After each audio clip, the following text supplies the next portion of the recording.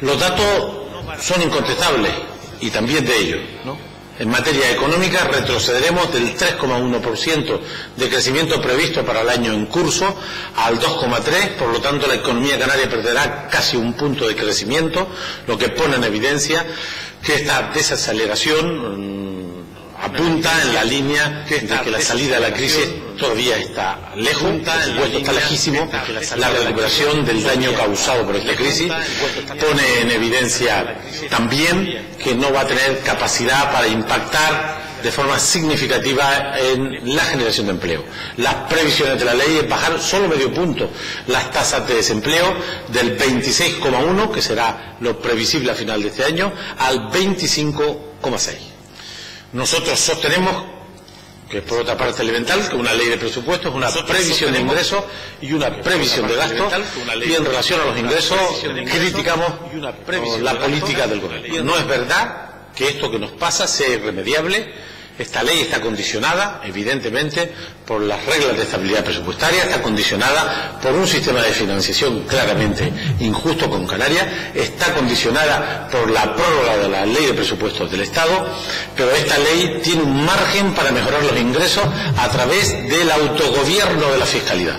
Esta es una comunidad con competencia y capacidad para intervenir en esta materia, y no solamente no se actúa en sentido correcto, sino en sentido contrario. Esta comunidad, este gobierno, con una política económica conservadora, con una política presupuestaria y fiscal conservadora, para sortear la regla de gastos solo hay un camino, que es incrementar los ingresos con cambio normativo, y lo que ha hecho este gobierno es reducir impuestos de forma indiscriminada.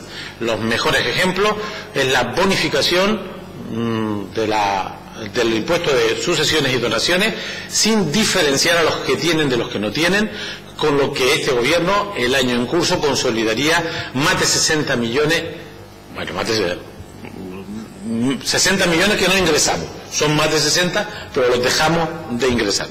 Y la última perla de la política fiscal del gobierno es el abaratamiento del IGIC a la importación de productos o de perfumes y cosméticos para favorecer a un sector comercial que ha presionado el gobierno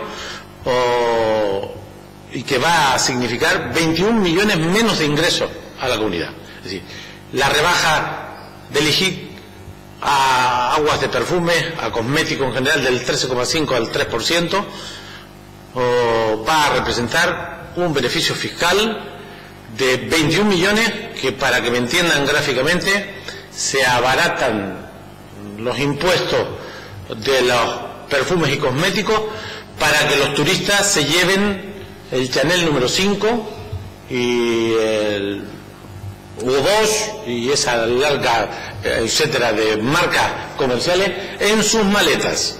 De manera que se rebajan los impuestos a quien no necesita que se rebajen los impuestos, a costa de los derechos de los que sí necesitan de esos ingresos para atender sus condiciones de vida, para que tengan una respuesta debida. De manera que una política de ingresos conservadora, una política de ingresos de derecha, una política de ingresos en vez de subir de manera progresiva y selectiva a los que más tienen los impuestos, lo que hace es rebajarlos a todo el mundo, que es lo mismo que favorecer a los poderosos, y esos son dos ejemplos evidentes. Tampoco compartimos la otra clave de una ley de presupuesto: previsión de ingresos a la baja a pesar del margen que tenemos, pero además una priorización del gasto que consideramos incorrecta. El gasto se puede orientar en base a los intereses generales y a las prioridades de los servicios públicos, y sin embargo hay un dato que volvemos a poner sobre la mesa y lo reiteraremos los próximos años si este gobierno dura, que son los 160 millones de los recursos del ITE, que son de la financiación autonómica, que debieran ir a los servicios públicos fundamentales y a obras públicas estratégicas, y que vuelve a repartirse, por cierto, hoy está en una reunión polémica, pero al final con el criterio de la triple paridad, haciendo puro clientelismo. De manera que una ley que hace una previsión de ingresos a la baja, a pesar del margen que el autogobierno nos da para aumentar los ingresos, para destinarlos a la economía productiva y a los servicios básicos, y una priorización del gasto, básicamente en base a los intereses del gobierno, de su presidente y de su fuerza política, con puro clientelismo, por ejemplo, el reparto de este tema. Decir dos cosas más, porque luego Esther González hará una referencia a las inversiones y a los sectores económicos, y Luis Campos lo hará a los servicios básicos y al empleo. Lo siguiente: esta ley de presupuestos no nos ayuda en la recuperación de la economía, como hemos apuntado con las macrocifras del propio gobierno, y por lo tanto seguiremos en un proceso de daño de la crisis económica a los sectores más vulnerables de la sociedad canaria, que son los mayoritarios. 26,1% de desempleo, más del 50% de los jóvenes sin empleo, 108.000 familias con todos sus miembros en paro, 8 puntos más que la media estatal, un nivel de empobrecimiento que el gobierno se olvide cada vez de mayor deterioro en una parte sustancial de la ciudadanía, y por lo tanto hacemos una crítica a que este gobierno no ayuda ni al crecimiento de la economía ni a la generación suficiente de empleo y de calidad, y que por lo tanto la crisis de exclusión y de pobreza se acentúa con esta norma presupuestaria. Y finalmente, aunque ellos lo detallen, la sanidad, la educación y los servicios sociales a la cola, de manera especial el sistema sanitario, que con las tesis del gobierno crece menos que la media, que la educación con las tesis del gobierno crece menos con la media. Y acabo con una consideración sobre las mentiras del gobierno, sobre las trampas del gobierno, sobre los trucos que el gobierno ha puesto en torno a esta ley. Primero, diciéndole que el crecimiento del total del presupuesto es negativo. El presupuesto, eso se lo documentamos en la enmienda con datos irrefutables. El presupuesto global del capítulo 1 al 9 pierde 38 millones de euros, menos 0,5% del presupuesto. Esta es la realidad, ajustando el presupuesto inicial con los fondos del FEDECAN y con el crédito extraordinario, que es como se deben hacer las cosas. Pero también en el otro parámetro, que sería el gasto no financiero del capítulo 1 a 7, no se incrementa el gasto en 252 millones, sino en 144 millones. Aquí el gobierno trata de engañar a la opinión pública, pero todos los partidos de la oposición, a pesar de nuestras diferencias, hemos coincidido en las mentiras del gobierno, en las trampas del gobierno. Y la más burda de todas las trampas, una que la consejera de Hacienda dijo en esta misma sala, cuando se refería a que las inversiones del año 17 aumentaban un 31%, 203 millones si no recuerdo mal, cuando las inversiones aumentan 46 millones, un 7%, porque lo que hizo fue sumar 2 veces los recursos del FEDECAN, 2 veces. De manera que acabo con estas consideraciones. Nueva Canarias presenta una enmienda cualificada, documentada, crítica, alternativa, poniendo en evidencia que hay otros caminos para afrontar esta situación de los presupuestos públicos, poniendo en evidencia que estamos ante un gobierno conservador, un gobierno que hace trampas, que no prioriza los servicios públicos, un presupuesto que no ayudará a la reactivación ni a la generación de empleo, y por lo tanto estaríamos ante la continuidad de una política conservadora de los campeones del ajuste fiscal, de los campeones del déficit. Y una última consideración, porque no puedo evitarla. El retraso en la tramitación de la ley ha sido por las peleas del gobierno. 15 días que se ha hurtado a este Parlamento para hacer nuestro trabajo, el trabajo de control, de oposición, de presentar alternativas. Presentan el presupuesto con 15 días de retraso porque, escuchen bien, no teníamos los datos del déficit y su distribución, porque no teníamos los datos del techo de gasto, porque no teníamos los datos del techo de deuda pública o del límite de deuda pública. Pues no se tienen a día de hoy. Hoy anuncia el Gobierno de España que presentará a la opinión pública española estos 3 parámetros el 1 de diciembre, lo que pone en evidencia que no existe ningún dato que justifique el retraso de 15 días de la presentación de la ley de presupuesto, Y lo que se pone en evidencia, y lo sabe la opinión pública, lo saben ustedes, lo sabemos nosotros, que ese retraso se debió a las peleas entre los socios de gobierno, que como bien conocen y ustedes publican cada día, continúan en grado extremo, pero en esta ocasión además dañan nuestros derechos como diputados, como representantes del pueblo, incumpliendo la ley de Hacienda Pública, retrasando la tramitación de la norma durante 15 días exclusivamente por sus líos, porque los parámetros a los que se referían para justificar el retraso no están. De manera que con esa lógica todavía estaríamos esperando el proyecto de ley. Muchísimas gracias. Yo voy a tomar la palabra a la compañera Esther González y luego... Buenos días. Bueno, ya como les dijo Román, le voy a hablar, mi parte voy a hacer la parte de inversiones y de los sectores productivos. En cuanto a las inversiones, efectivamente el presupuesto crece en 46 millones de euros, 46 millones de euros que significan un 7% de incremento, que aunque es un incremento superior al que tuvo el presupuesto del 2016 con respecto al del 2015, que fue de 16,9 millones de euros, está claro que es insuficiente en cualquiera de los casos para que desde el sector público se coayude a reactivar la economía y a generar empleo. Y además, por darles o por hacer una comparativa y que quede un dato gráfico, hay que mirar, por ejemplo, el presupuesto del 2008, justo el presupuesto que de antes de la crisis era que las inversiones eran de 1.419,5 millones de euros, lo que representaba un 3,6 del PIB. Este presupuesto, que crece 46 millones de 704 millones, representa un 1,5 del PIB, con lo cual, obviamente, las posibilidades de que con este presupuesto se reactive la economía o se genere empleo son nulas prácticamente, ¿no? En cualquier caso, desde Nueva Canarias no solo entendemos que es importante el cuánto se gasta, el cuánto se invierte, sino además en qué se invierte.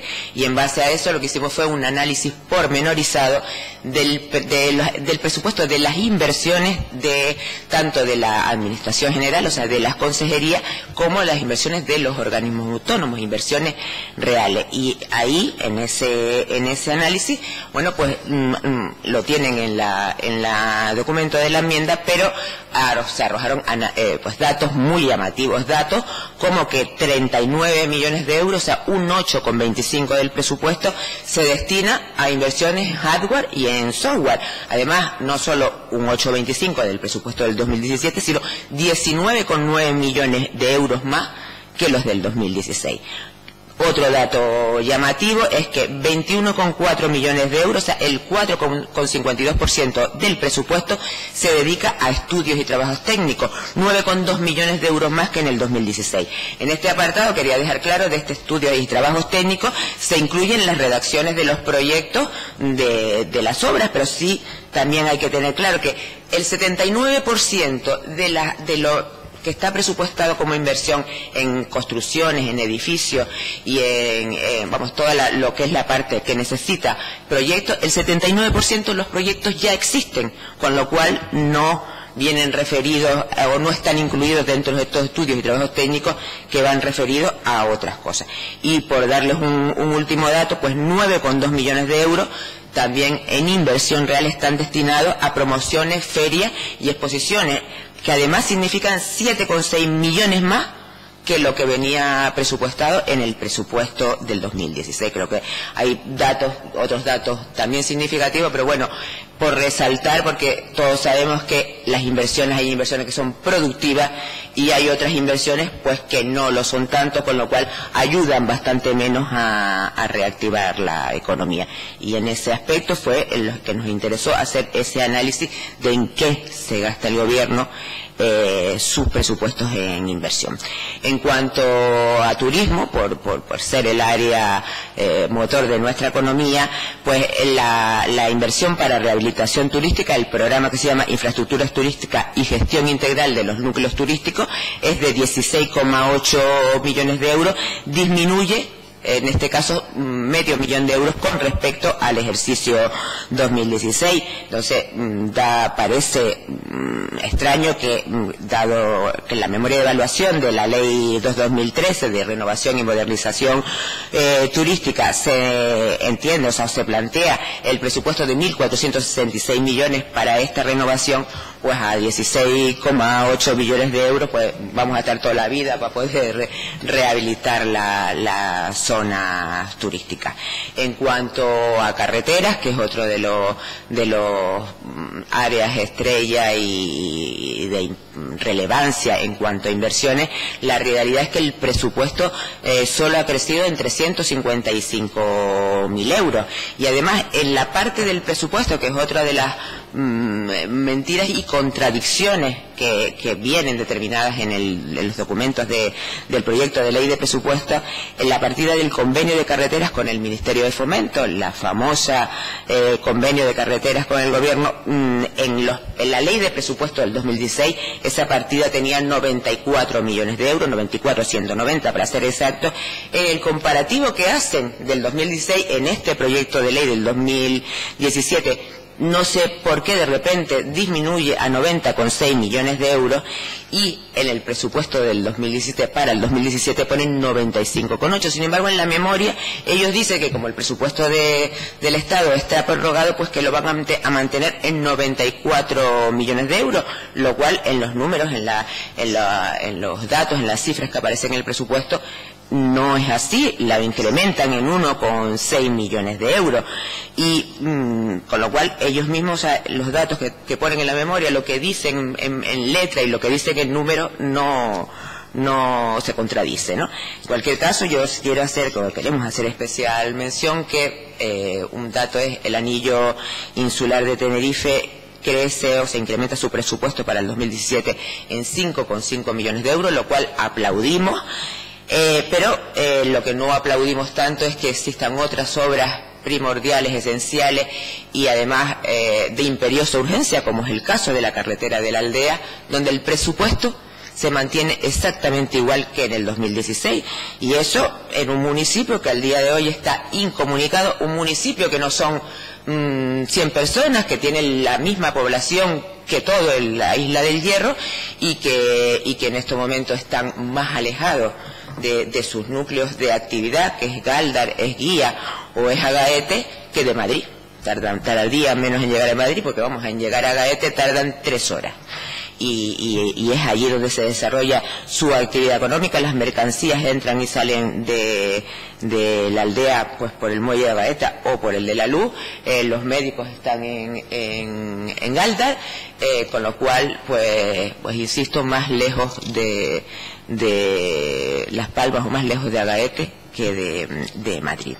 En cuanto a la investigación, al desarrollo y a la innovación, pues esta es otra de las estrellas supuestamente, donde en todos los discursos que tiene el gobierno, la I+D+I es determinante para el crecimiento a largo y a medio plazo, para incrementar la productividad de la actividad económica y además para diversificar la economía. Sin embargo, la realidad, los hechos, es que la evolución de las partidas de I+D+I de los presupuestos del gobierno de Canarias han ido continuamente bajando. En el 2015 fueron de 96,5 millones, en el 2016 de 89,9 millones y en el 2017 de 71,4 millones, o sea, 20,6% menos en el 2017 que en el 2016. Pero además, más preocupante si cabe que lo que disminuye los presupuestos es la incapacidad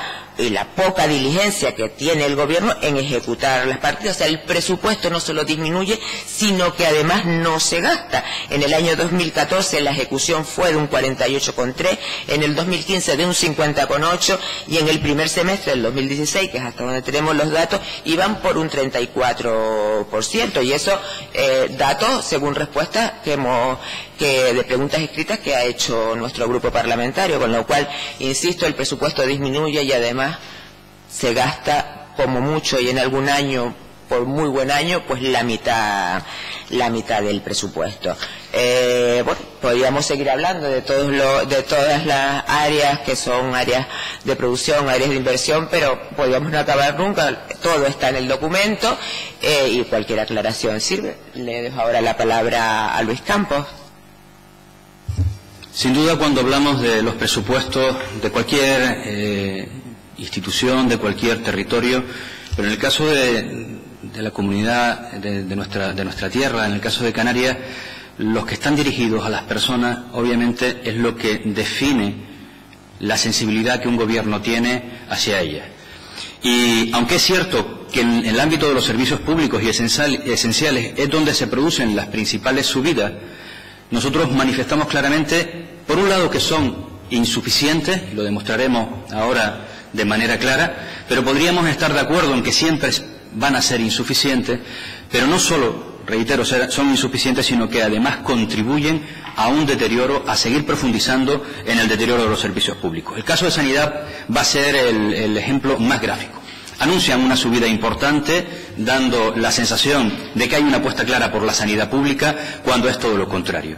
En este instante, el presupuesto inicial en materia de sanidad para este 2017 ya parte con 91 millones de euros menos que el presupuesto final del año 2016. Y nosotros afirmamos que va a tener un déficit entre 150 y 175 millones de euros de déficit. Vamos a ver en qué mes, si es en el mes de marzo, si en el mes de junio o en el mes de septiembre, si llega ya este gobierno.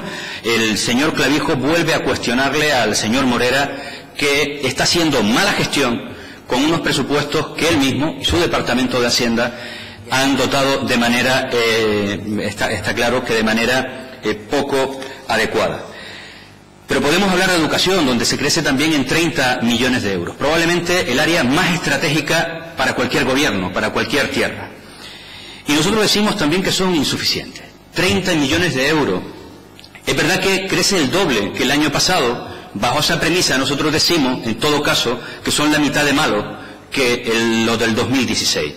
Y no podemos catalogarlo de bueno, porque sigue maltratando a la educación infantil de 0 a 3 años hasta el punto de volver a dotarla con 0 euros, dejando abandonados a los ayuntamientos y a las familias en esta etapa estratégica fundamental en el ámbito de la educación, cuando es su competencia. Cuando con estos presupuestos vamos a ver cómo se mantienen y en algunos casos están por encima de lo establecido las ratios en nuestras aulas, cuando vamos a seguir teniendo un importante déficit en materia de docentes, cuando las infraestructuras educativas, unas por obsoletas y otras por inexistentes, van a seguir siendo una reclamación importante en toda la comunidad educativa. Por tanto, en materia de educación, el ejemplo más gráfico es que un año más no solamente no avanzamos en aquello que dice la Ley Canaria de Educación, aprobada en 2014, de converger hacia el 5% de inversión del Producto Interior Bruto, sino que un año más, y va la tercera bala perdida, no solamente no avanzamos hacia ese 5%, sino que retrocedemos. Una muestra clara de la importancia que este Gobierno le da en materia educativa.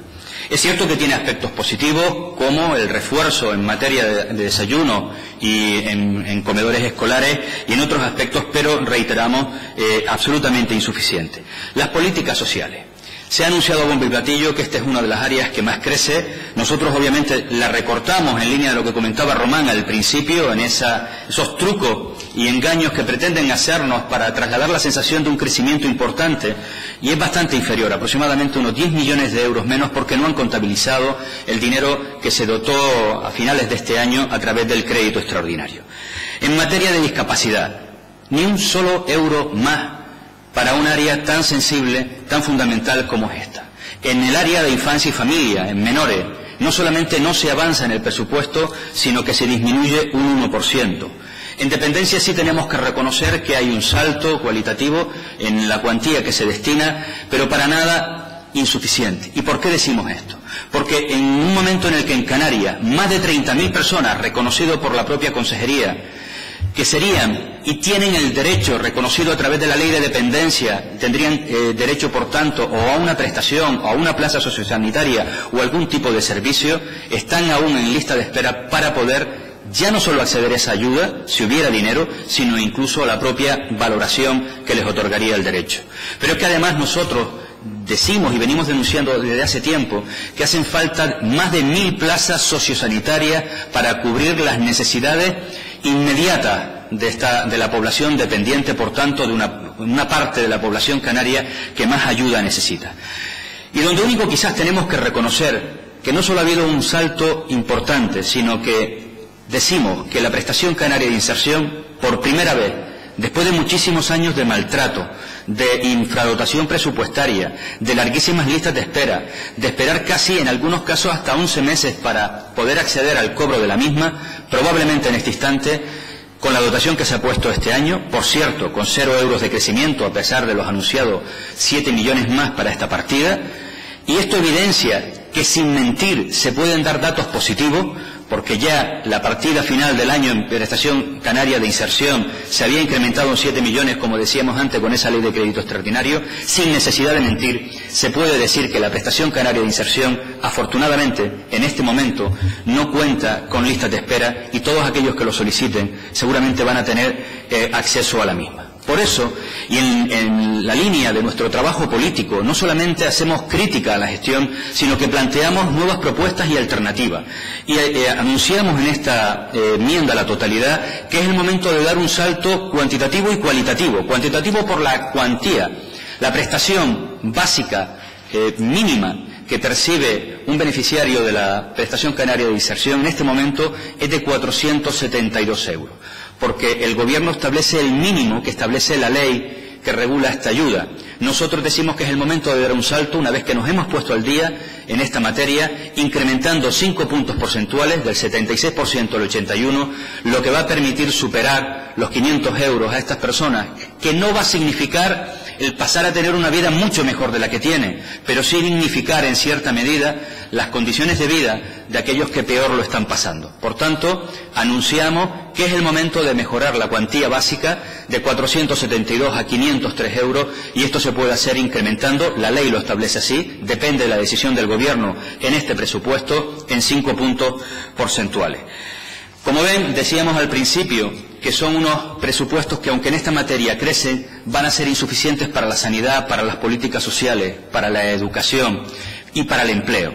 Tal es así que, a pesar de los anunciados 30 millones de euros más que la propia consejera reconoció en su comparecencia, que en la práctica solo 2 de estos se dedicarán a nuevas acciones, porque lo otro no deja de ser un movimiento contable, en el propio texto articulado de esta ley, con ese incremento en materia de empleo, con la supuesta aprobación, y esperemos que no, de la ley del suelo que va a solucionar todos los problemas de Canarias, con el récord mes tras mes en materia de llegadas en nuestro principal motor económico, como es el turismo, e incluso con la implantación del FEDECAN, que iba a transformar nuestra economía, el número de desempleados va a bajar simplemente en 0,5% a finales de 2017, con los datos del propio Gobierno. Por tanto, demuestra la mala orientación también en materia de empleo, una gestión más que mejorable y, por supuesto, la escasa dotación. Llegará un momento a lo largo de este ejercicio donde probablemente,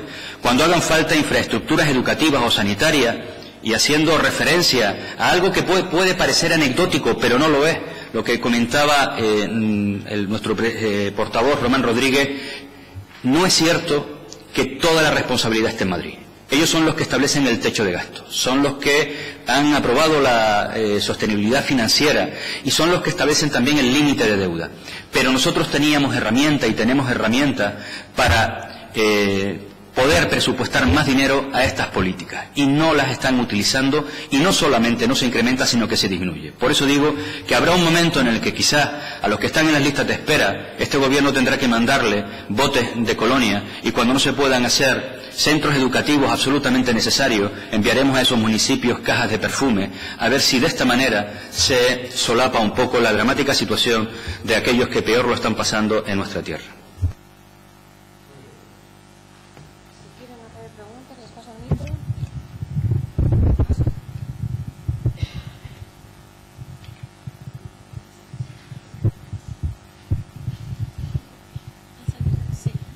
Sí, yo sí quería preguntar, al hablar de reorientación y la crítica que hacen a la gestión, a las previsiones fiscales del gobierno, ¿qué propone Nueva Canalejas en este sentido? Que imagino que es todo lo contrario de lo que ha diseñado Hacienda en el proyecto presupuestario. Bueno, nosotros, insisto, sostenemos que esta ley de presupuesto está condicionada por factores externos difíciles de evitar, ¿no? La ley de estabilidad presupuestaria, consecuencia de la modificación del artículo 135 de la Constitución, nos condiciona. La ausencia de un sistema de financiación autonómico justo nos condiciona. La prórroga del presupuesto nos condiciona. Pero nosotros tenemos una cosa que se llama estatuto de autonomía, capacidad de autogobierno, capacidad legislativa. Y este Parlamento puede hacer cosas. Por ejemplo, este gobierno ha hecho dos que van en contra de la disponibilidad de recursos. Bonificar el impuesto de sucesiones y donaciones a todo el mundo, a quien hereda un hotel, a quien hereda 7 hectáreas de platanera, como a quien hereda una casita o 2000 metros de una parcelita. Nosotros sostenemos que a estos segundos había que bonificarle el impuesto, pero estamos en contra que se le bonifique a quien hereda un hotel o 7 hectáreas de platanera. Esa falta de progresividad hace que ahora perdamos más de 60 millones de ingresos. Nosotros decimos que eso hay que revisarlo y dejar la bonificación a los que menos tienen y volver al impuesto a los que más tienen, porque si no se hace una política fiscal injusta. Nosotros estamos en contra y presentaremos una enmienda para eliminar la bajada del IGI del 13,5 al 3% al Chanel número 5, porque esos 21 millones pueden hacer virguería en la respuesta sanitaria, en la respuesta de la dependencia o en la ayuda a los colegios. Estamos en contra. Revisaríamos eso si estuviéramos ahí. Y proponemos nuevas figuras fiscales. Volvemos a insistir en la tasa turística.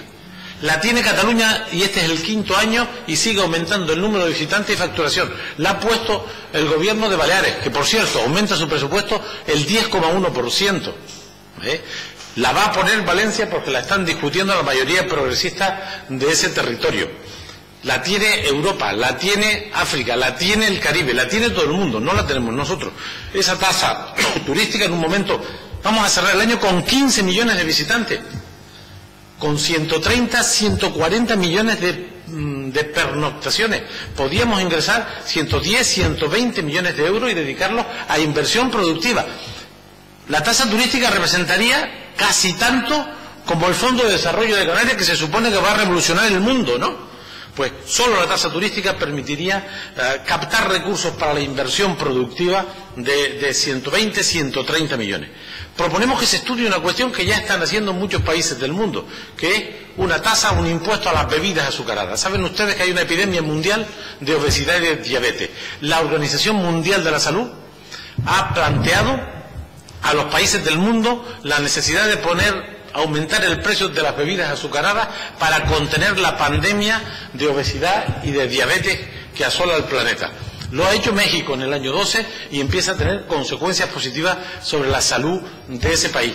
Lo va a hacer el Reino Unido en el año 18. Lo han hecho varias ciudades norteamericanas. Lo está estudiando el gobierno de la Generalitat catalana. Lo está estudiando Montoro.